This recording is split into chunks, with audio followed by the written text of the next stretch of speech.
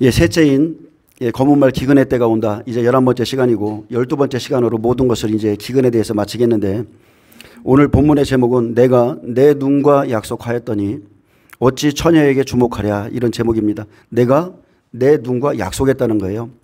하나님 앞에서 내 눈과 약속했기 때문에 나는 처녀에게 주목할 수 없다. 그런 태도로 그렇게 하나님을 믿고 욥이 살았다고 고백했습니다. 그래서 우리가 이 시대에 주님을 맞이하기 위해서 다른 일을 하는 것이 아니라 내 신앙이 올바른가, 나에게 어떤 의의가 갖추어져 있는가, 내 자신을 볼 수 있게 되기를 오늘 말씀을 통해서 그런 은혜가 있기를 축복합니다. 먼저 말씀에 들어가기 앞서 어떤 분이 새벽에 보니까 저한테 어떤 카톡을 보내주셔서 좀 잠깐 읽어드리겠습니다. 미국 교회가 무너진 이유가 있다고 그래요. 그래서 여론조사 결과가 있는데 날씨가 안 좋으면 주일 예배를 빠질 수 있다. 10명 중 8명이 그렇게 말했다고 하고요. 나들이 등 야외 활동이 있을 때 주일 예배를 빠질 수 있다. 55%. 주일에 피곤하면 수면을 보충해야 되기 때문에 예배를 빠질 수 있다. 이것도 54%. 친구와 약속을 했으면 주일 예배를 빠질 수 있다. 교인 51%. 스포츠 관람이 필요하면 주일 예배를 빠질 수 있다. 교인의 43%가 답했는데, 결과적으로 어떤 경우에도 예배를 참석해야 된다, 이렇게 말한 퍼센트가 11%입니다.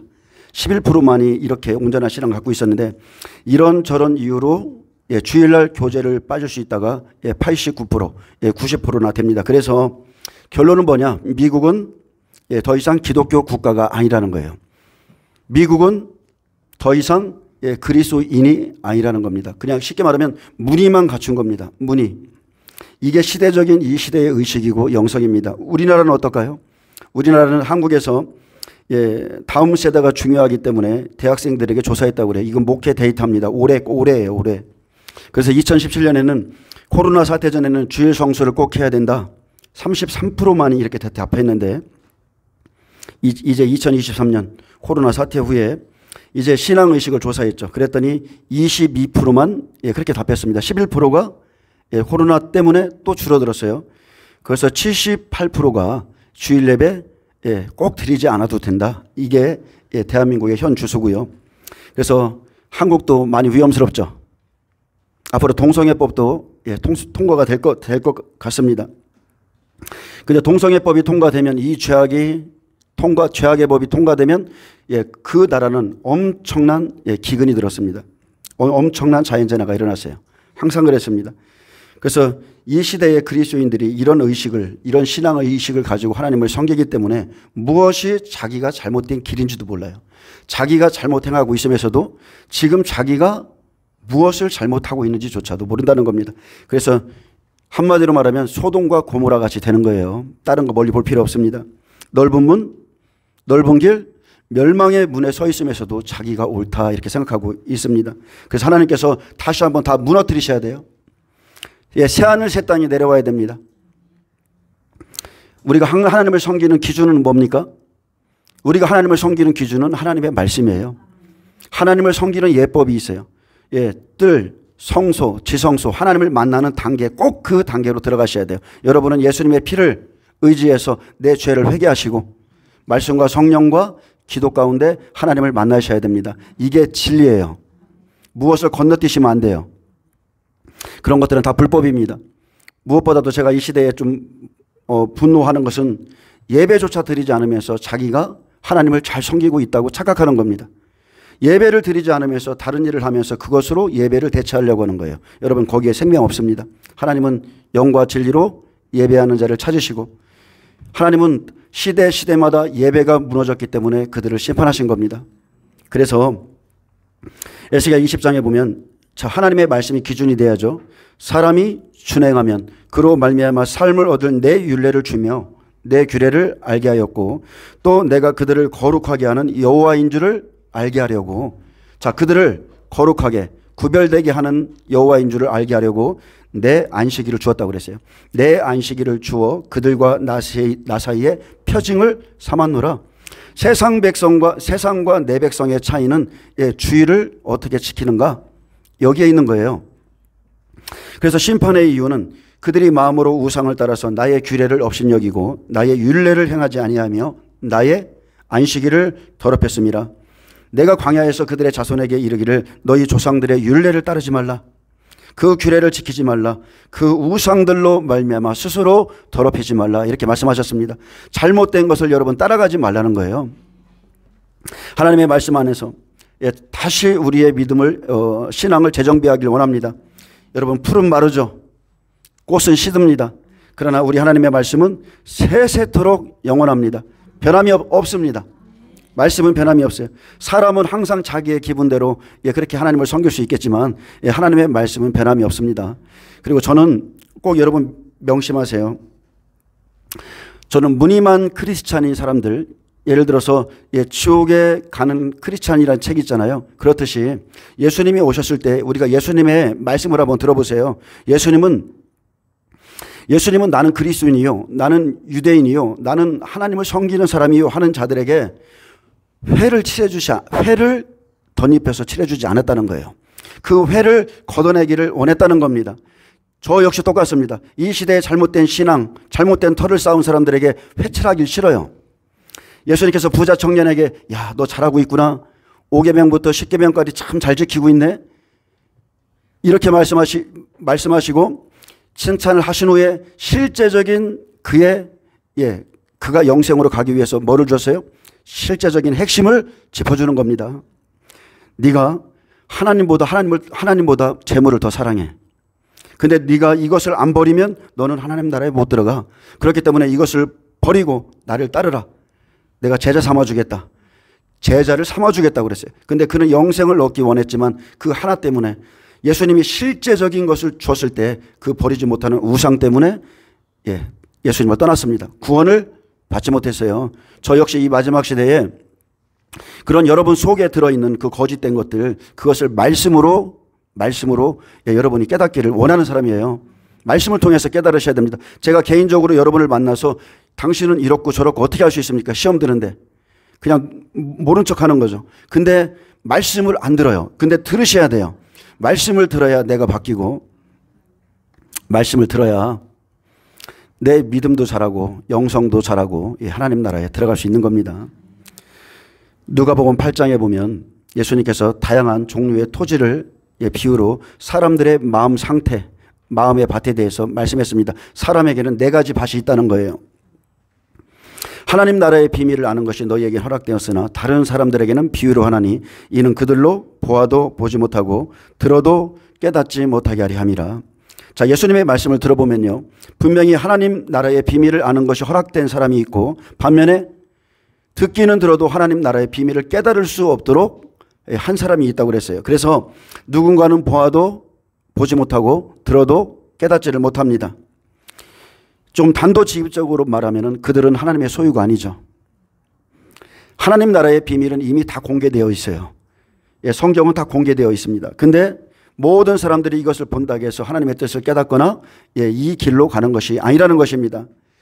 이 비유는 이러하니라. 씨는 하나님의 말씀이요, 길가에 있다는 것은 말씀을 들은 자니 이에 마귀가 가서 그들이 믿어 구원을 얻지 못하게 하려고 말씀을 그 마음에서 빼앗는 것이요.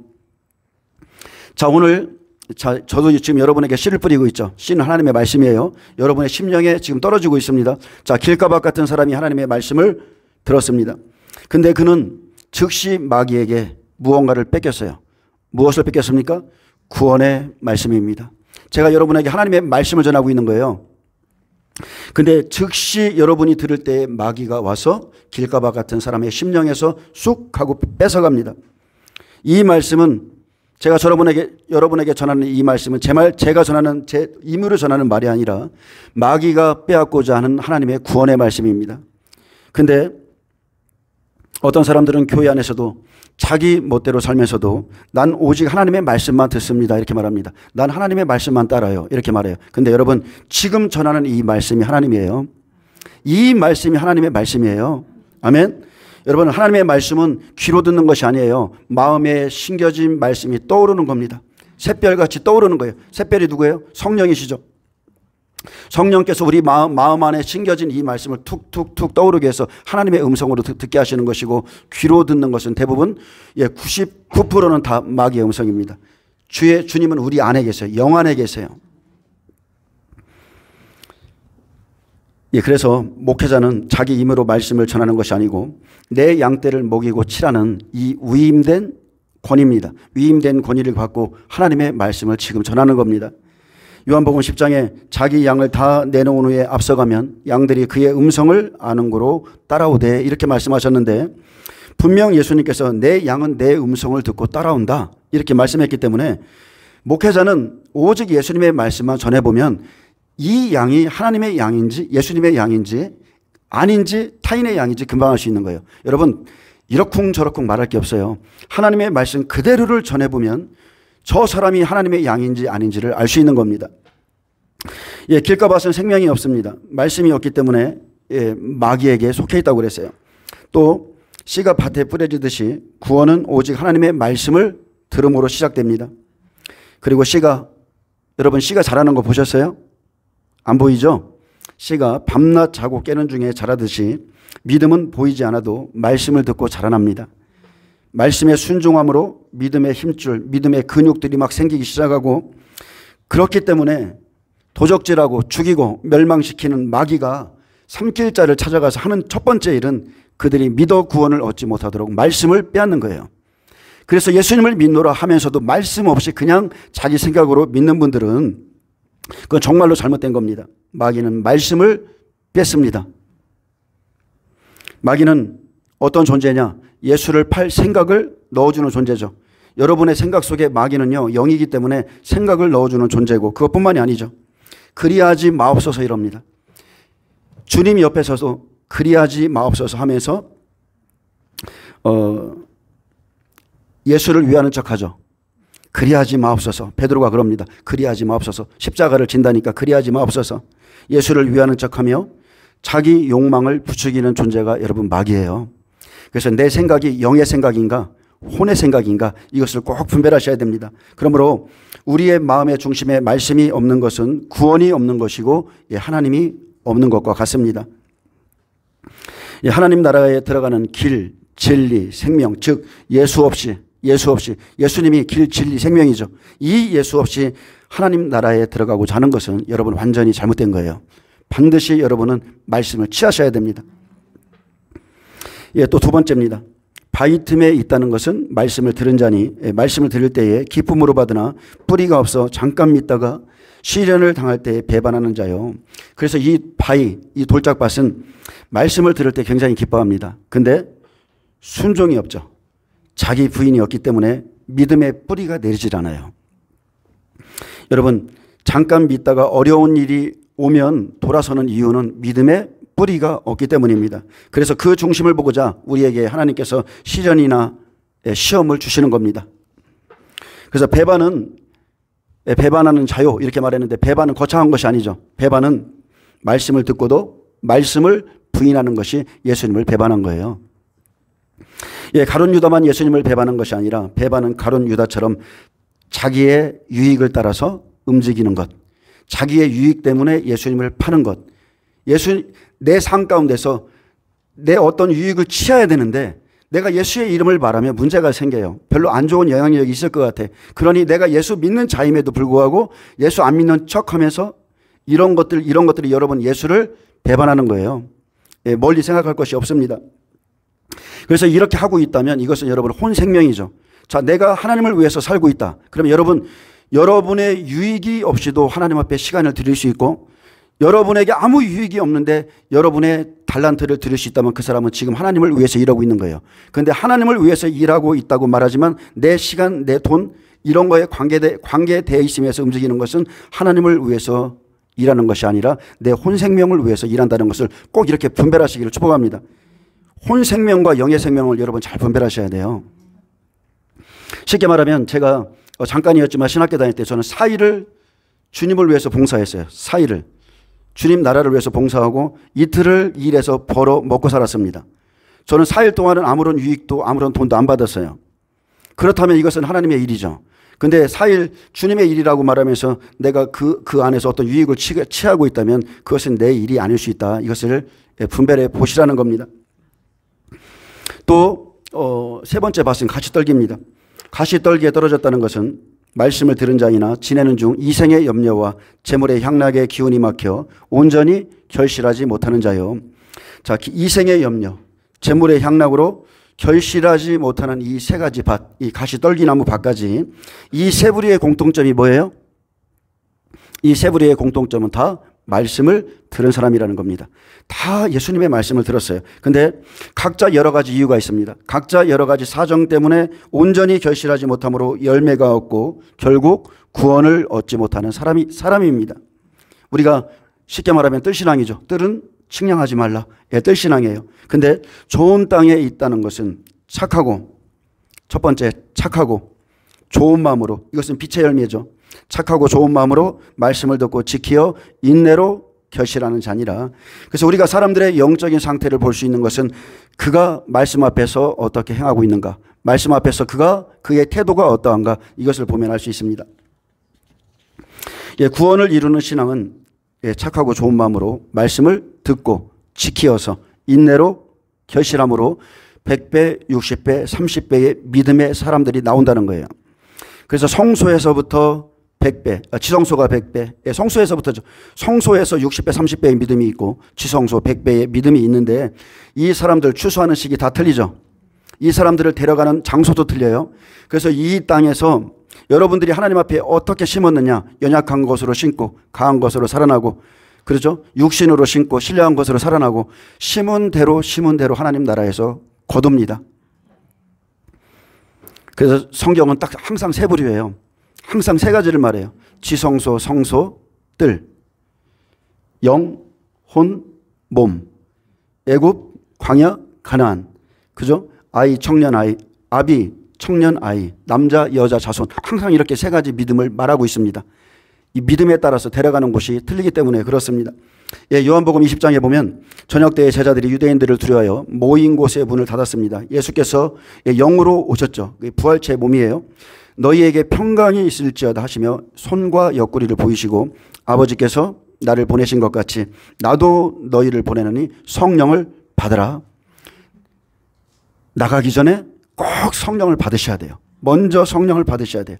너희가 누구의 죄든지 사하면 사해질 것이고 누구의 죄든지 그대로 두면 그대로 있으리라 말씀했습니다. 그때 12 제자 중 하나인 디도모라 불리는 도마, 이 사람의 지금 믿음에 대해서 말하는 겁니다. 도마는 예수님께서 오셨을 때에, 자, 우리가 예수님을 지금 이 시대에 어떻게 만납니까? 예수님은 부활체의 몸을 입으셨죠. 예수님은 지금 저와 여러분에게 영으로 오세요. 임재입니다. 계시의 말씀으로 옵니다. 예, 그렇게 지금 우리를 찾아오시는데 그때 함께 있지 아니하였고 다른 제자들이 우리가 주를 보았노라. 다른 번역본에 보면 우리가 주의 말씀을 들었노라예요.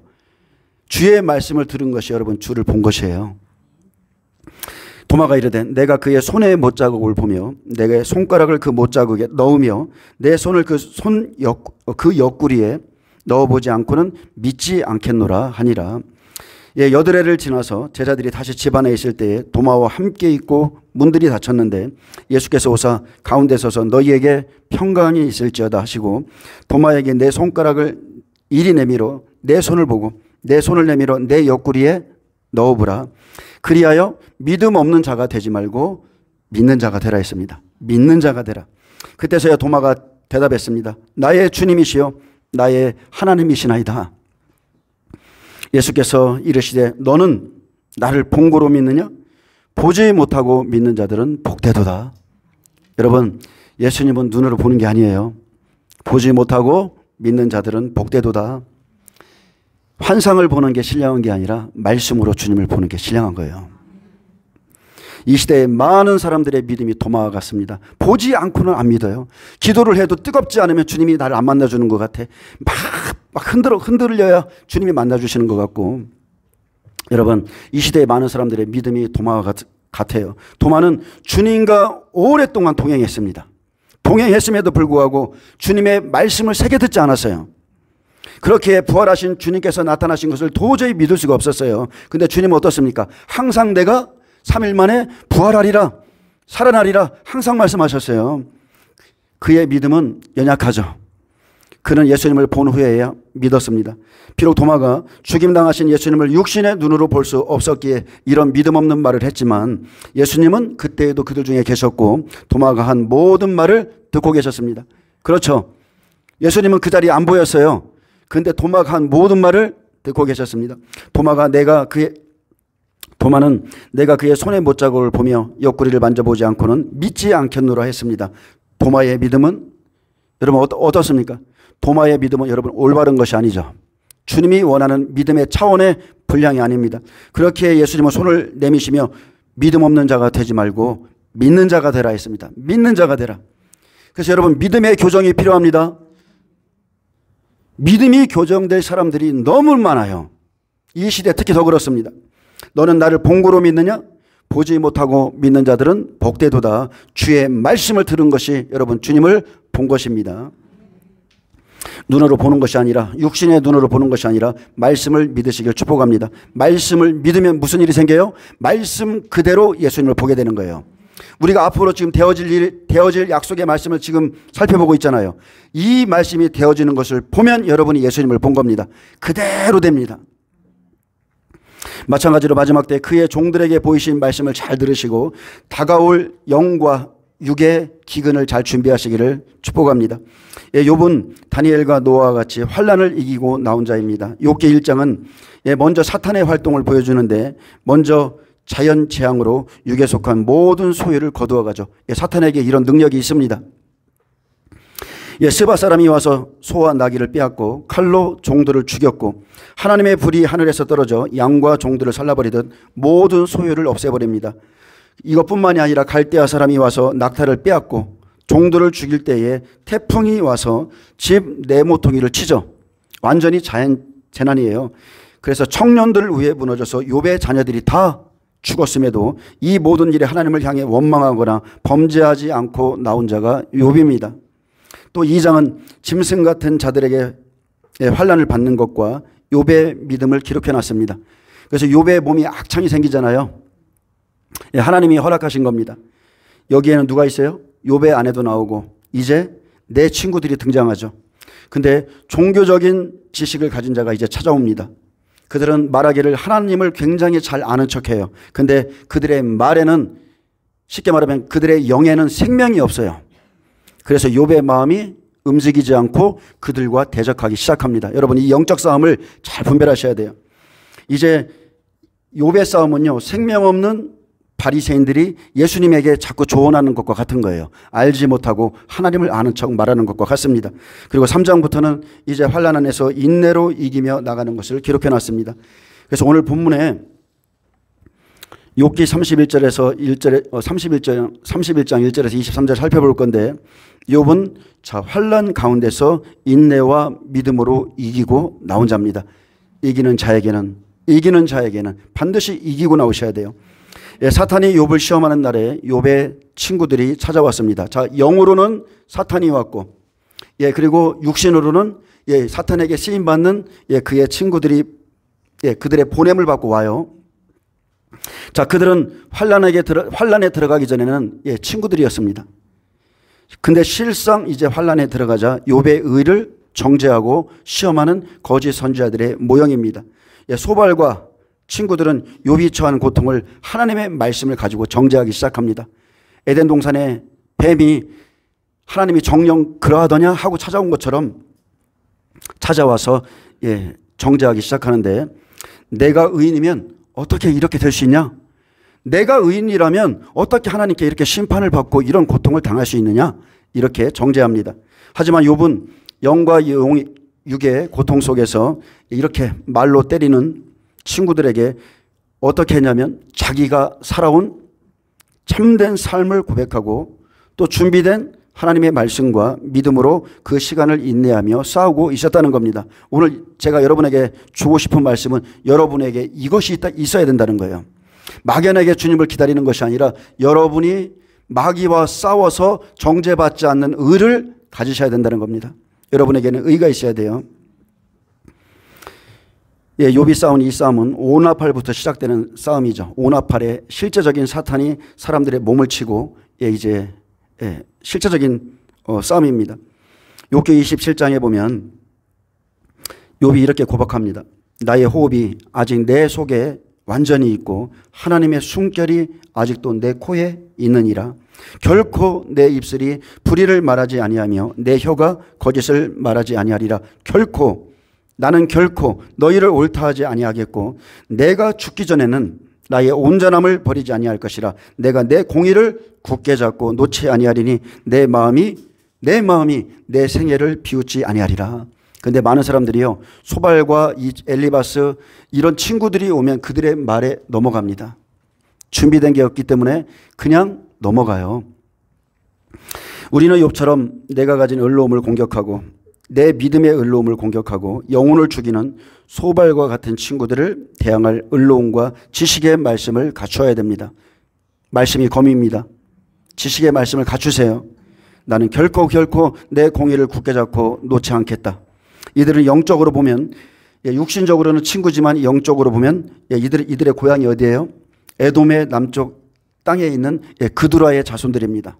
영적으로는 원수예요. 그래서 대적하는 자들 앞에서 할 말이 준비되지 않은 사람들은 이런 유의 사람들을 만나면, 이런 거짓 선지자들을 만나면 자기가 가진 진리가 없기 때문에 할 말도 못하고 그냥 당하고 이들을 따라가게 돼 있습니다. 여러분, 따라가게 돼 있어요.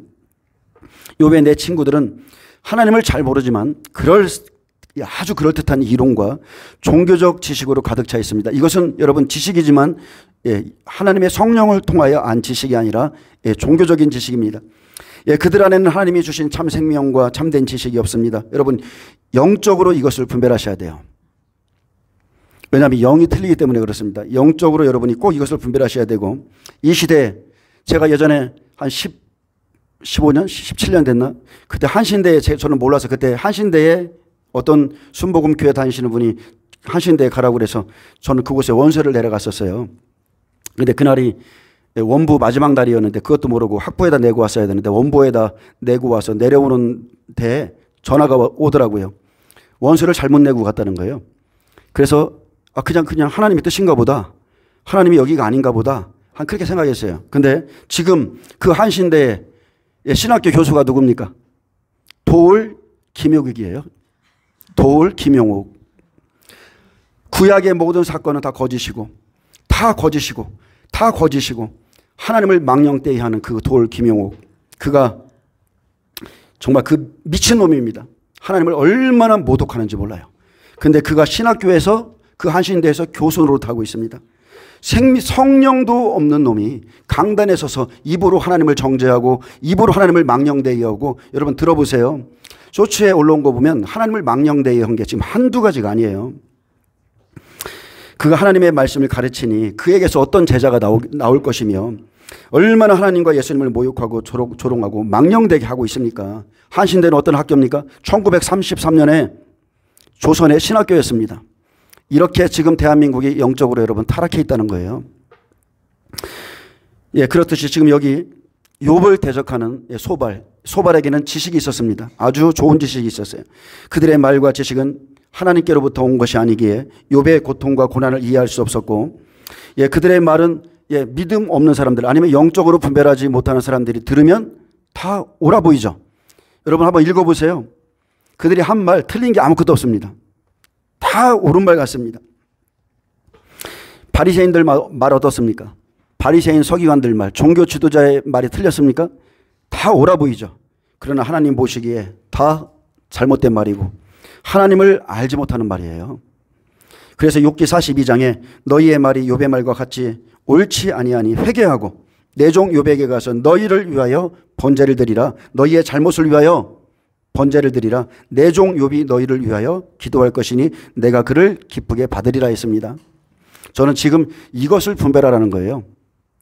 이 말의 차이. 엘리바스, 빌닷, 소발, 엘리우, 하나님을 아는 것 같지만 실상 아는 게 없습니다. 그들은 하나님의 섭리, 경영, 하나님의 때, 하나님의 일하심, 하나님을 제대로 알지 못해요. 여러분 욥처럼 깊어지셔야 돼요. 욥과 같이 돼야 됩니다. 여러분 예수님은 죄인이기 때문에 고난을 받은 것이 아니죠. 오히려 예수님은 의로운 분이셨기 때문에 하나님의 뜻 안에서 쓴 잔의 고난을 받으셨고, 욥 어떻습니까? 욥 하나님이 보시기에 이방인 중에서 가장 의로운 자예요. 욥도 의로운 자였기 때문에 추수하는 날 하나님의 허락하에 하나님의 뜻대로 고난을 받고 있는 겁니다. 그래서 저와 여러분은요, 욥, 다니엘, 노아처럼 고난을 받고 그곳에서 이긴 자만이 하나님의 나라를 유업으로 받습니다. 이긴 자만이 하나님 나라에 들어갑니다. 사탄은 의롭고 생명 있는 척하는 욥의 친구들을 괴롭히거나 그들을 시험하지 않았고 오히려 그들을 시험의 도구로 사용했습니다. 적당히 살면 여러분은 고난이 없어요. 육신으로 살면 고난이 없어요. 혼의 영역에서 살면 고난이 없어요. 영으로 들어가면 그때부터 고난이 오는 겁니다. 사탄과 대적하기 시작하면 여러분 삶에 고난이 와요. 그냥 내버려 두어도 지옥 갈 사람은 건들지도 않습니다. 그래서 사탄이 정죄하는 날 욥은 자기의 의로움으로 사탄을 대적하며 인내한 것입니다. 오늘 본문 보겠습니다. 자, 욥이 사탄과 싸울 때 영적으로는 사탄입니다. 그가 이렇게 말했습니다. 나는 내가 내 눈과 약속하였나니 어찌 처녀에게 주목하랴. 내 눈과 약속하였다는 것은 언약을 세웠다는 겁니다. 욥은 하나님의 말씀을 눈으로 보고 믿었습니다. 나는 내 눈과 약속하였고 내 눈과 언약을 세웠다. 내 눈은 하나님의 말씀과 언약을 세웠는데 어찌 음란한 눈으로 처녀에게 주목하랴. 여기서 주목하다는 것은 간절히 바라보다, 깊이 생각하다, 음탕한 눈으로 천천히 살펴보다라는 뜻을 가졌습니다. 그래서 욥은 마음에 음욕을 가지는 정도의 죄도 짓지 않았음을 주장하고 있는데 내가 어찌 언약을 버리고 세상을 향하여 처녀와 간음하겠는가. 욥은 세상을 따라가지 않았습니다. 죄 가운데 눈을 돌리지도 않았고 자신의 결백을 강하게 주장하고 있었습니다. 여기에서 언약은 히브리어 베리트인데 만약 약속이 이행되지 않을 경우 제물로 바쳐진 동물이 둘로 쪼개진 것 같은 대가를 치를 것이란 상호간의 굳은 피해 맹세죠. 아브라함의 언약과 똑같습니다. 그래서 하나님과 인간 사이에 엄숙한 계약을 말합니다. 여러분, 저와 여러분도 지금 그 언약을 맺은 거예요. 저와 여러분 예수님 믿으시죠? 예수님의 말씀이 여기 있죠? 예수님의 피를 우리가 믿죠? 피의 언약을 지금 맺은 거예요. 그래서 하나님과 인간 사이에 엄숙한 계약인데 욥이 세운 언약은 눈으로 보는 것을 조심하려는 자기 스스로의 결심을 말하는 정도를 넘어서서 하나님의 존재 앞에서 자신의 모든 속마음까지도 철저히 정결하게 살기로 서원한 것을 뜻합니다. 내가 하나님 앞에서 정결하게 살겠다. 이렇게 자기의 눈과 언약을 했습니다. 그래서 모든 인생 중에 일어나는 유혹을 물리치겠다는 언약을 눈과의 언약으로 그렇게 표현했습니다. 나는 그렇게 살았다. 그래서 진리의 성령이 저와 여러분에게 오시면 성령님은 우리를 모든 진리 가운데로 인도하십니다. 성령님은 어디로 인도해요? 진리, 언약의 말씀, 예수님께로 인도하죠. 그분은 스스로 말하지 않습니다. 오직 들은 것을 말하고 장래일을 우리에게 말씀하시죠. 장래일을 누가 우리에게 말했어요? 예수님이 우리에게 말했어요. 그래서 성령이 오시면 말씀을 떠오르게 해서 장래에 일이 있을 거야. 지금이 이 시대야. 이것을 알려주고 계신 것이고요. 성령님은 자기의 영광을 드러내는 분이 아니고 예수 그리스도의 영광을 나타내시기 때문에 꼭 말씀을 타고 일하신다는 거예요. 말씀의 레일을 타고 일하십니다. 그렇기에 레일에서 이탈할 때 열차 사고가 나죠. 똑같습니다. 기록된 말씀, 예수님의 말씀에서 이탈하면 반드시 영적으로 사고가 납니다. 그래서 예언을 받은 자, 환상을 본 자, 이상을 받은 자, 주께서 하신 말씀과 똑같은지 말씀에 다시 비춰보는 거예요. 2절 보겠습니다. 그리하면 위에 계신 하나님께서 내리시는 분깃이 무엇이겠으며 높은 곳에 전능자께서 주시는 기업이 무엇이겠느냐. 불의한 자에게는 환난이 아니겠느냐. 행악자에게는 불행이 재앙이 아니겠느냐. 욥은 언약을 지키는 자에게 하나님께서 내리시는 분깃과 주시는 기업은 영원한 산업이라 했습니다. 그러나 죄를 지은 자나 불의한 자에게는 환난이며 행악자에게는 재앙이 아니겠느냐. 이 사실을 분명히 알고 있었습니다. 욥은 불의와 행악을 용납하지 않으시는 하나님의 공의로우심을 언급함으로 자신은 그러한 심판 앞에서 조금도 꺼리낄 것이 없이 살았다고 고백하고 있는 겁니다. 욥은 고난에 직면하기 전까지 선악간 행위에 대한 하나님의 철저한 보응을 믿어서 의심치 않았는데 그의 입술의 고백을 보면 알잖아요. 내게 두려워하던 것이 임하였다고 그랬잖아요. 그리고 내가 하나님께 복을 받았으니 화도 받아야 되지 않겠느냐. 자기 입술을 항상 고백했잖아요. 그는 늘 이 날을 알고 있었습니다. 그래서 엄청난 재난이 왔을 때 자신과 같은 의인이 고난을 당하고 반면에 악행하는 자들이 번성하는 모순된 그 현실에 예민한 눈을 뜨고 사실 자신의 현 처지와 관련해서는 분명히 딜레마에 빠져 있었을 겁니다. 내가 하나님을 믿고 여기까지 왔는데 이렇게 하나님의 뜻대로 살려고 몸부림쳤는데 왜 내 자식은 죽고 내 아내는 떠나가며 왜 내가 이런 고통을 받아야 되는가. 그는 이미 우리가 하나님께 복을 받았은즉 화도 받지 않겠느냐는 그 신앙의 중심을 가진 자였지만 그는 자신의 결백을 지금 하나님 앞에 호소하는 것, 말로 호소하고 있는 것으로 우리가 볼 수 있습니다. 내가 불의하거나 행악자 같이 행하였다면 환난과 재앙을 받는 것은 당연한 일이 아니겠느냐. 하지만 그가 내 길을 살피지 아니하시느냐, 내 걸음을 다 세시지 아니하시느냐, 이렇게 고백했습니다.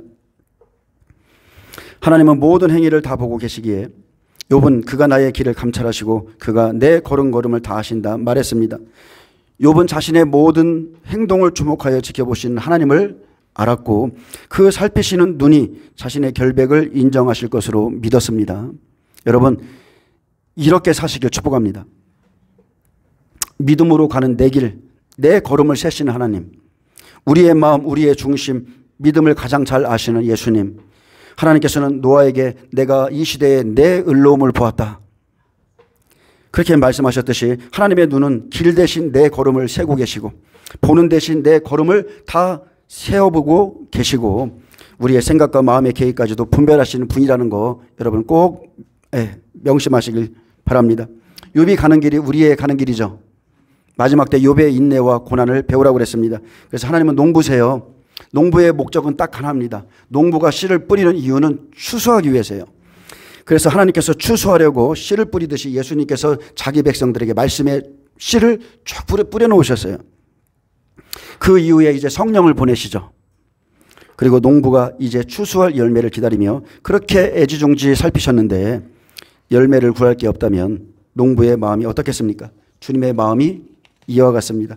자기 밭에 씨를 뿌리시고 내 길, 내 걸음을 다 세고 계십니다.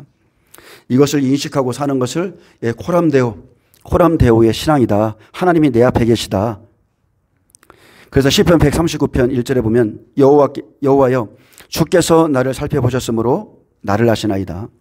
나를 살펴보셨기 때문에 나를 아시나이다. 주께서 내가 앉고 일어섬을 아시고 멀리서도 나의 생각을 밝게 하시고 나의 모든 길과 내가 눕는 것을 살펴보셨으므로 나의 행위를 익히 아시오니. 이렇게 말씀했습니다. 다윗도 이런 신앙으로 살았어요. 마태복음 10장 30절에 너희에게는 머리털까지 다 세신 바 되었다 했습니다. 욥은 하나님이 날마다 내 앞에 계시고 나와 동행하심을 인식하며 살았습니다. 그렇기에 나는 죄를 지을 수 없다. 만일 내가 허위와 망령된 것과 함께 동행하고 내 발이 속임수에 빨랐다면, 욥은 무가치한 것 때문에 남을 속이고 하지 않았습니다. 근데 욥이 당한 고통 중에 가장 큰 고통이 있었는데 그것은 다른 게 아니라 욥의 친구들 때문에 고통을 받았어요. 친구들로부터 욥은 위선자로 취급받았습니다. 그것은 욥의 과거의 선행들마저 모든 거짓된 것으로 그들이 돌려버렸습니다. 네가 의인이면, 네가 그렇게 했으면, 정령이 그렇게 했으면 네가 이런 고난을 받았겠느냐, 이렇게 말했을 때 욥은 만일 내가 그리하였으면 하나님께서 나를 공평한 저울에 달아보시고 그가 나의 온전함을 아시기를 바라노라. 욥은 하나님께서 자신의 길과 걸음까지도 세고 있음을 알고 있었기에 누군가를 속이거나 망령된 것과 함께 동행한 적이 없었고 자신의 눈과 언약했기에 처녀에게 주목하거나 속이거나 한 일도 없었습니다. 그래서 내가 그리하였다면 내가 공평한 저울에 달려서 나의 정직함을 하나님이 아시게 되시기를 원하노라. 그는 자신의 결박을 입증하기 위해서 사람들의 저울과 달리 사람들이 나에게 이러쿵 저러쿵 말하는 거에 개의치 않았습니다. 인간의 마음을 측정하기 위해서 조금의 오차도 없는 하나님의 판결, 하나님의 공의의 심판 앞에 내가 서리라 당당하게 말했습니다. 그래서 하나님의 공의의 말씀으로, 공의의 저울로, 공의의 법으로 나를 달아보셔서 하나님이 나의 정직함을 아시기를 바랬고 나는 너희에게 흠잡히거나 비날 받을 만한 것이 없다고 그는 당당하게 이렇게 싸우고 있었습니다. 우리가 알 수 있는 것은 환난 속에서 받는 고난은 죄를 지어서 받는 고난이 아니라는 겁니다. 의인들의 고난입니다. 내가 의인이기 때문에 받는 고난이에요. 하나님은 많은 사람들이 그럽니다. 우리는 환난에 안 들어가고 다 휴거된다 그래요. 어림도 없는 소리입니다. 여러분이 모든 의인들은 고난 속에 들어갑니다. 하나님은 환난 속에서 의인들의 믿음을, 의인이 아닌 자들은 달아볼 것도 없어요. 의인들의 믿음을 공평의 저울로 달아보시고, 우리가 보세요. 다니엘의 세 친구, 그들이 악인입니까? 아니죠. 예, 그들은 죄를 지어서 받은 고난이 아니라 오히려 반대입니다. 그들은 죄가 없었어요. 그 시대의 의인입니다. 그래서 그들이 믿는 그 믿음 때문에 풀무불에 들어가기도 했고 사자굴 속에 들어가기도 했습니다. 마찬가지입니다. 저와 여러분에게 친구들이 있죠. 지금은 친구들입니다. 지금은 친구예요. 지금은 육신적인 친구요, 부모요, 자식이요. 예, 그렇습니다. 그러나 그들이 하나님의 말씀을 버리거나 생명 없는 자의 길을 계속한다면, 우리가 그들에게서 단호히 멀리 떠나면 어떤 일이 생겨요? 그들이 보기에는 우리를 미쳤다고 그럽니다. 쟤 왜 저래? 왜 저렇게 사니? 이렇게 말할 수 있지만, 여러분, 믿음의 선진들이 걸었던 길이 다 이런 길이었어요. 그들과 입 맞추고 함께 웃고 하나님을 모독해도 웃고 그런 길이 아니라, 믿음의 선진들의 길은 좁고 좁은 길이었습니다. 완전히 이런 자들과 다른 길을 걸었죠. 그래서 하나님의 생명 안에서 내가 하나님의 나라에 들어가기 위해서 다름박질하는 자들이 있어요. 내가 정말로 어떻게든지 하나님 나라에 들어가야 되겠다. 그 사람들은 오직 생명의 길만 보입니다. 생명을 찾는 자들을 만나게 돼 있어요. 우리가 좁은 길을 걷다가 넓은 길로 가면 참 많은 사람들을 만나요. 넓은 길에는 수많은 사람들이 있습니다. 많은 사람들을 만나는데 오히려 그런 길을 버리고 좁은 길을 찾고 그 길을 걷다가 그 길 안에서 어떤 사람을 만나면 그 기쁨이 어떻습니까? 나와 입이 맞아. 나와 말이 똑같아. 그의 아들에게 입 맞추라. 그의 아들에게 입 맞추라. 그의 아들이 가진 말씀과 똑같은 자들과 입 맞추라. 그들을 만나면 너무 기쁘고 힘이 나고 나를 더 채찍질하죠. 그 사람들을 만나면 나를 더 채찍질해 주는 거예요. 근데 넓은 길에 서 있는 사람들을 만나면 내가 아주 헷갈리는 겁니다. 그래서 7절 보겠습니다. 만일 내 걸음이 길에서 떠났거나, 이것은 진리의 길입니다. 내 마음이 내 눈을 따랐거나, 이것은 마음의 길이죠. 또 내 손에 더러운 것이, 거짓된 것이 묻었다면, 욥은 하나님의 자녀가 마땅히 걸어가야 될 인생의 향로를 알았고 또 그것을 먼저 깨달은 후에 다른 사람들에게 가르치기까지 했습니다. 내 걸음이 길에서 떠났거나, 여기서 떠나다의 뜻은 사람의 마음이 돌아서는, 즉 충성의 대상을 옮기는 배교를 한 적이 없다는 거예요. 나는 배교한 적이 없다. 내 마음이 내 눈을 따라갔던가. 욥은 또 눈으로 보이는 것 때문에 마음속에 음란의 죄조차 짓지 않았다고 고백했고, 또 손에는 거짓된 것이 묻은 적이 없다 했습니다. 그는 언약을 떠나서 다른 것을 따라가지 않았고 사망의 길인 세상을 따르지 않았습니다. 이것을 우리 시대로 비교한다면 다른 복음, 다른 영, 다른 길 우리가 따르지 않았다는 겁니다. 욥은 하나님을 따르고 있었기 때문에 삶의 가치가 틀립니다. 여러분, 삶의 가치가 완전히 틀려요. 바울은 어떻습니까? 바울은 자기를 죽일 수도 있는 베스도 총독 앞에 서서 딱 한 가지를 원했습니다. 바울이 예수 그리스도께서 베스도 총독이 뭐라 했냐면 바울에게, 바울아, 너는 내 앞에서 예수 그리스도께서 죽었다가 살아난 그 사실만 내게 말하지 마. 그러면 내가 너를 좋아해 줄게. 근데 바울이 원했던 한 가지는 반대죠. 예수께서 살아난 사실만 말하고 싶어요. 예수님께서 죽었다 살아난 사실만 말하는 것이 내 인생의 목표인데, 그것 때문에, 그 부활을 알리기 위해서 내가 살았는데 그것 때문에 바울은 고난을 받았고, 여러분, 삶의 가치가 완전 틀린 거예요. 똑같이 우리가 친구인 것 같지만 삶의 가치가 그 마음 안에서부터 틀려요. 바울은 예수 그리스도를 증거하기 위해서 고난을 받았고 죽었습니다. 욥의 주장은 다른 게 아닙니다. 나의 손, 나의 발, 나의 눈은 오직 하나님의 말씀과 언약한 그대로 살았다는 거예요. 내가 그리하지 않았다면, 내가 그렇게 살지 않았다면 하나님이 나를 심판하길 원하노라. 그러면서 이제 8절부터 말하는 겁니다. 내가 심은 것을 타인이 먹고 나의 소출이 뿌리째 뽑히기를 바라노라. 만일 내 마음이 여인에게 유혹되어 이웃의 문을 엿보아 문에서 숨어 기다렸다면, 그리하였으면 내 아내가 타인의 맷돈을 돌리며 타인과 더불어 동침하기를 바라노라. 그것은 참으로 음란한 일이니 재판에 회부할 제약이요, 즉 다른 번역본에는 즉 이는 중재라, 재판장에게 벌받을 악이다 써 있습니다. 멸망하도록 사려는 불이니 나의 모든 소출을 뿌리채 뽑기를 원하노라. 욥은 자신의 말이 거짓이라면 자기 소출이 뿌리채 뽑혀 일하지 않은 다른 이가 먹는 것이 마땅하다고 결백을 주장했고, 당연한 형벌로 받아들이겠다 말했습니다. 죄는 제대로 심판받는 것이 마땅하다. 하지만 나는 그런 적이 없다. 내 마음이 여인에게 유혹되어 육체의 정욕에 끌려 살지 않았고, 오히려 고아와 과부를 돕고 이웃을 돕고 구원했다고 고백합니다. 내가 만일 여인을 쫓아타면 나의 죄로 인해 내 아내가 다른 이의 종이 되고 내 아내를 다른 이가 취하여 동침하게 하라.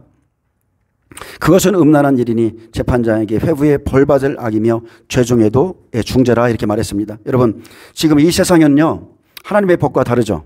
이 세상에서는 간통죄가 폐지됐습니다. 하나님의 법은 그런데 폐지된 적이 없어요. 구약에서부터 주님이 오시는 날까지 폐지된 적이 없습니다. 간음은 한 사회의 기초가 되는 가정을 무너뜨리죠. 가정은 성경에서 뭐라고 해놨습니까? 가정에서 남자와 여자의 관계는 그리스도와 교회의 관계라고 그랬어요. 교회 안에서의 아담과 하와의 관계는 종과 성도의 관계라고 그랬어요. 그래서 가정을 와해시켜버리기에 사형에 해당할 만큼 추잡하고 의도적이며 극악스러운 범죄로 중죄에 해당합니다.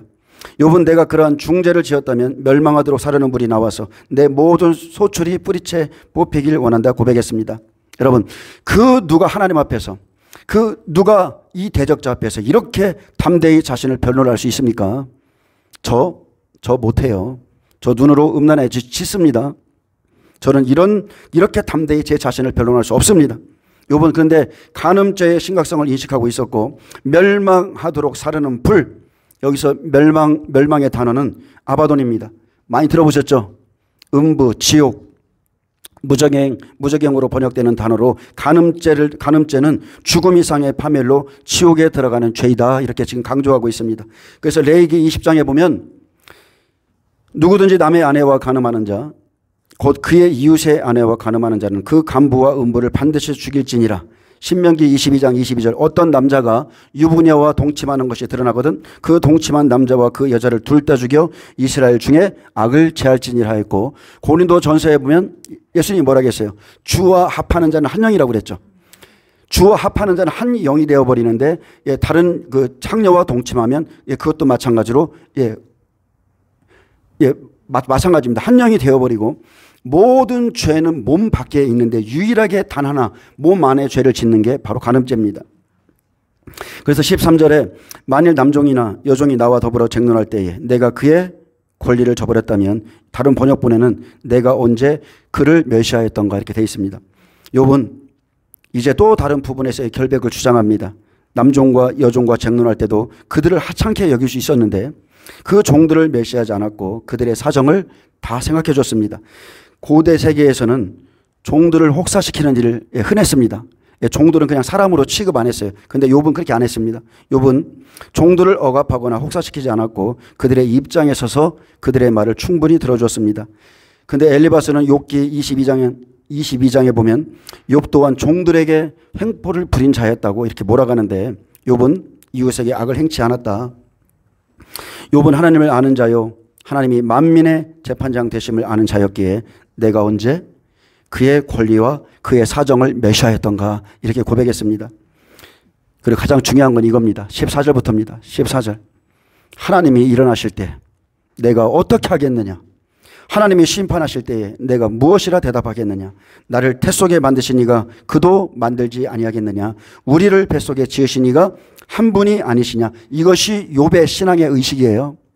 여러분, 이 의식을 가지기를 축복합니다. 그는 하나님께서 일어나시는 때를 생각하고 살았습니다. 욥은 하나님께서 심판하시는 때를 믿고 살았기에 범죄하지 않으려 했고 그 날을 잊지 않고 말했습니다. 하나님이 일어나실 때, 히브리어 쿰이죠. 예전에 룻기를 제가 설교했었죠. 룻기. 여기에서도 히브리어 쿰이 나옵니다. 욥이 일어날 때, 룻이 일어날 때. 근데 법정에서 판결을 선포하거나 증거를 제출할 때 일어나는 행위죠. 그래서 하나님께서 저들을 변호하기 위해서 일어나시면, 하나님께서 재판관이 되셔서 저들을, 종이나 저들을 변호하기 위해서 일어나시면 자신을 정죄할 것인데 내가 어찌 그런 죄를 범할 수 있겠느냐.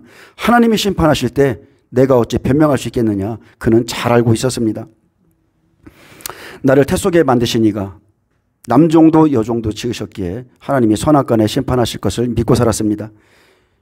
우리도 마찬가지입니다. 욥처럼 하나님을 제대로 알고 말씀을 제대로 믿고 살기를 바랍니다. 하나님의 법 앞에 모든 인간이 동등함을 우리라는 말로 표현했는데 예수님께서도 너희가 지극히 작은 자 하나에게 한 것이 곧 내게 한 것이라 했습니다. 그래서 하나님이 일어나실 때 내가 어떻게 하며 하나님이 심판하실 때 내가 무엇라고 말할까? 욥의 행위가 늘 이랬습니다. 그래서 욥은 믿음이 연약한 형제들을 받아줬고, 하나님, 근데 여러분 보세요. 욥은 죄에서 떠난 자신의 삶을 힘있게 고백했는데, 자, 하나님의 심판을 두려워했다 말하지만 사실 하나님의 심판을 두려워한 것보다 하나님의 마음을 아는 자가 범죄하지 않는 겁니다. 하나님의 깊은 사랑을 받은 자는, 십자가의 사랑을 아는 자는 그냥 죄가 싫어지는 거예요. 죄가 싫습니다. 예전에 저도 엄청난 죄를 많이 졌습니다. 그런데 주님을 만난 그날부터 싫어지는 거예요. 우리는 하루 종일 얼마나 많은 죄를 짓습니까? 여러분 생각해 보세요. 여러분 죄를 얼마나 많이 짓습니까? 많이 짓습니까? 우리가 각 사람에게 연약한 부분이 있어요. 잘해봐야 1개, 2개, 3개 정도 질 겁니다. 근데 우리는 죄 짓고 넘어지지만 한두 가지의 죄를 짓고 고민합니다. 그래서 원수가 나의 터전, 나의 삶, 아니면 나의 의지와 의식을 공격해 올지라도 내가 주 안에서 죽으면 돼요. 말씀 안에서 죽으면 주님이 일하시고 죄를 충분히 이기며 나갑니다. 그래서 죄에서 떠남이 명철이라고 그랬어요. 교회 안에는 정결한 자와 부정한 짐승이 있습니다. 구약은 짐승이나 뭐 새나 아니면 어떤 뭐 땅에 기는 것으로 이렇게 표현해놨는데 부정한 것, 정결한 것이 있죠. 근데 죄에서 떠남이 명철이라. 매끈매끈한 고기들, 부정한 거죠. 비늘이 없는 것은 다 부정한 고기예요. 그 부정한 고기들은 이리저리 돌아다니면서 교회를 흐트립니다. 근데 죄에서 떠남이 명철이라. 명철을 이루면 어떻게 돼요? 비늘 있는 고기가 되는 거예요. 정결한 고기가 되는 것입니다. 16절 보겠습니다. 시간이 여러분 좀만 더 참아주세요. 오늘은 이것을 다 끝내야 돼요. 자, 16절에 내가 언제 가난한 자의 소원을 막았거나 과부의 눈으로 하여금 실망하게 하였던가. 나만 혼자 내 떡덩이를 먹고 고아에게 그 조각을 먹이지 아니하였던가.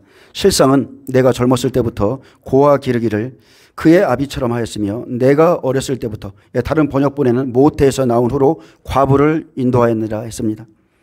욥이 지금 공동체 내에서 자기의 행동을 말하는 거죠. 자기 혼자만의 삶이 아니라 공동체 내에서 내가 이런 삶을 살았다. 삶의 내용을 말합니다. 실상은 내가 젊은 시절부터, 젊은 시절이 언제입니까? 내가 하나님을 만난 순간부터 나는 아버지처럼 고아들을 양육했고, 그래서 욥은 어려서부터 의를 행하며 사는 법을 배웠습니다. 아비를 잃어버린 고아를 돌보았고 모태에서 나온 이후로 도움을 구하는 과부들을 다 돌봐줬습니다. 그들의 소원을 보았고 그들의 눈을 보았기에 그들을 빈궁한 상태로 내버려 두지 않고 기본적으로 그들이 요구하는 것들을 다 필요를 채워주고 도와줬습니다. 근데 엘리바스는 욥의 이러한 행위를 비난했죠. 근데 욥은 언제나 자신의 배만 채우지 아니하였고 자기 논밭에 풍부한 소유를 이들과 기꺼이 나누었습니다. 이 부분에 대해서는요, 욥의 친구들은 인정을 안 해도 하나님이 이미 인정했어요. 인정해 줬습니다. 그래서 영적으로 우리가 누가 고아하고 과부입니까? 영적으로 본다면 자기를 인도할 종이 없는 자가 고아입니다. 과부입니다. 예수님이 말씀하셨죠. 지금 있는 남편도 네 남편이 아니라고 그랬어요. 그래서 가정에서는 남편과 아내고 교회에서는 그리스도와 신부, 종과 성도의 관계죠. 시대를 분별해 주지 못하고 때를 닦는 말씀, 그 떡덩이를 주지 못하면 고아나 과부처럼 그냥 굶주리는 거예요. 돌봄을 받지 못합니다. 욥은 젊은 시절부터 하나님의 말씀을 눈으로 언약하고 의를 행하는 법을 배웠는데 그는 항상 공의의 하나님을 바라봤습니다. 그래서 하나님의 은혜에는 반드시 순종이라는 대가가 따르는 거예요.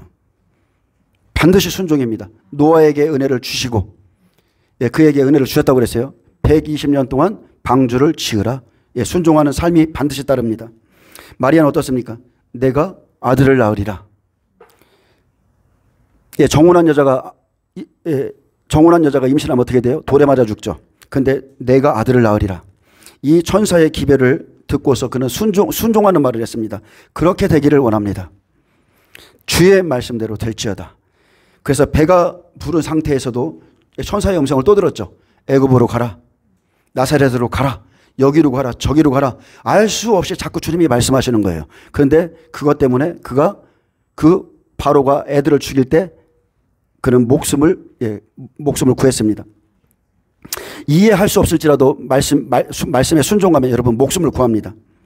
그들은 순종함으로 환난 가운데 자기들의 목숨을 지키었고, 그래서 우리가 지금 이 시대에 지금 환난에 들어가기 직전에 순종한 자만이 그날에 하나님이 도우신다는 겁니다.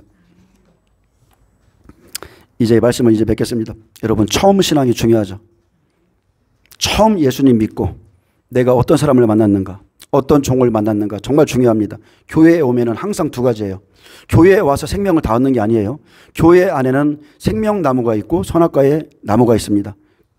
그래서 누구에게 배웠느냐, 하나님의 말씀을 누구에게 들었냐에 따라서 신앙의 목적, 가치가 완전히 달라집니다. 극과 극이에요. 완전히 달라집니다. 땅의 축복을 빌어주는 발람 같은 그런 종을 만나면 여전히 땅의 것을 추구합니다. 근데 주님은 뭐라 하겠습니까? 내 집은 만민이 기도하는 집이라 이름을 붙여주셨어요. 그래서 교회는 제가 좀 더 오후에는 좀 이 부분에 대해서 좀 말씀드리겠습니다. 여러분, 교회는 여러 가지 일을 합니다. 근데 첫 번째 교회 하는 일이 내 집은 만민이 기도하는 집입니다. 그래서 영혼을 위해서 성교나 전도를 위해서 기도하는 자를 만나면 영적인 사람으로 변화되죠. 처음 어떻게 내 신앙의 습관을 드러내냐에 따라서 내가 그렇게 사는 거예요. 저는 제가 처음 간 교회가 1년 365일 밤기도하는 교회였어요. 9시에 나가면 밤 12시 반에 항상 집에 들어왔거든요. 그런 교회를 섬기다 보니까 그냥 이게 밤기도가 그냥 몸에 배어 있었어요. 처음 교회에 나갔을 때 그렇게 입혀졌습니다. 그리고 내가 하나님의 소유가 된 것을 깨닫죠. 성령이 내게 임하면 내가 구원받았구나. 내가 하나님의 소유가 됐구나. 이것을 깨달으면 11조 내기를 기뻐하는 거예요. 하나님의 백성으로서 유일하게 구별돼서 드려줄 수 있는 11조 내기를 기뻐합니다. 근데 하나님은 분명히 여러분이 아셔야 될 것은 10의 2조 내라고 한 적이 없어요. 10의 3조, 10의 4조, 10의 5조를 내야 복받는다. 그런 말 한 적 아무것도 없어요. 그냥 10의 1조만 내시면 되고요. 우리가 말씀을 더하거나 뺄 필요가 없습니다. 내가 예수님을 만나고 변한 증거는 내가 가지고 있습니다. 내가 예수님을 만나기 전에 이렇게 살았어. 근데 예수님을 만난 이후부터는 내 삶이 완전히 이렇게 바뀌었어. 그 증거는 내게 있습니다.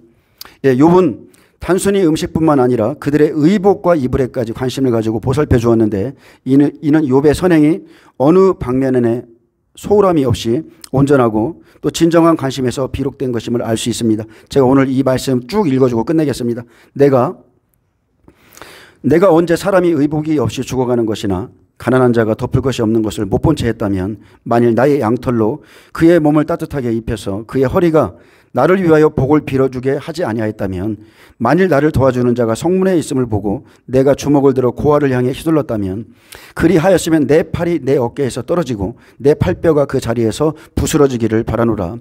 나는 하나님의 재앙을 심히 두려워하고 그의 힘의 위엄으로 말미암아 그런 일을 할 수 없느니라. 만일 내가 내 소망을 금에다 두고 순금에게 너는 내 의뢰하는 바라 하였다면, 만일 재물의 풍부함과 손으로 얻은 것이 많음으로 기뻐하였다면, 만일 해가 빛남과 달이 밝게 뜬 것을 보고 내 마음이 슬며시 유혹되어 내 손에 입맞추었다면, 그것도 재판에 회부할 제약이니 내가 그리하였다면 위에 계신 하나님을 속이는 것이니라. 아멘. 욥은 하나님의 말씀에 순종하려고 환난 전에 고난을 받았습니다. 여러분, 말씀에 순종하는 자는 환난에 들어가기 전에 고난받습니다. 환난 속에서도 고난을 받습니다. 그래서 예수 믿는 것이 그렇게 힘든 겁니다. 적당히 믿으면 고난 없습니다. 잘못해서 받는 고난도 아니고, 말씀이 내 안에 떨어진 그 순간부터 말씀 때문에 나를 부인하고 자기 십자가 지고 그것 때문에 그렇게 예수 믿는 것이 힘든 거예요. 하나님이 내게 왜 이러실까? 딱 하나입니다. 이유는 욥이 의인이기 때문에 선택된 겁니다. 욥이 그 시대에 하나님을 경외하고 사랑하고 악에서 떠난 자이기에 시험의 때에 그냥 사탄에게 내어줬어요. 시험해 봐라. 예, 공의의 저울로 욥의 믿음을 달아보신 하나님께서 저와 여러분도 이 동일한 저울에 달아보십니다. 그래서 검은 말을 통해서 기근 속에서 각 사람을 달아보시고 이제 다음 주부터 이제 청황색 말을 하는데 청황색 말이 나올 때에 사망과 음부가 실제 뒤따르면서 그들이 땅 4분의 1의 권세를 얻어 검과 흉년과 전염병과 땅의 짐승들로서 생명을 죽이지 못한 자를 전 3년 반의 4분의 1을 다 죽이는 겁니다. 이 일을 정하신 분이 하나님이십니다. 이것은 제가 스스로 전하는 게 아니라 이렇게 하겠다고 정하신 분이 하나님이시고 하나님께서는 욥의 인내를 배우라 했습니다. 그래서 우리는 이제 다른 것이 아니라 욥처럼 고백할 수 있는 자기 의를 가지셔야 돼요.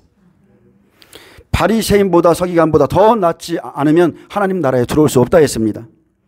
사탄이 분명히 그날에 내 영혼을 정죄해서 끌고 갑니다. 나는 하나님을 처음 만났을 때부터 지금까지 어떻게 살고 있는가? 나는 하나님을 만나고 지금까지 어떤 것에 초점을 두고 살았는가? 나는 지금 잘 가고 있는가? 여러분 한번 생각해 보시고요. 욥처럼 말씀할 수 있도록 축복합니다.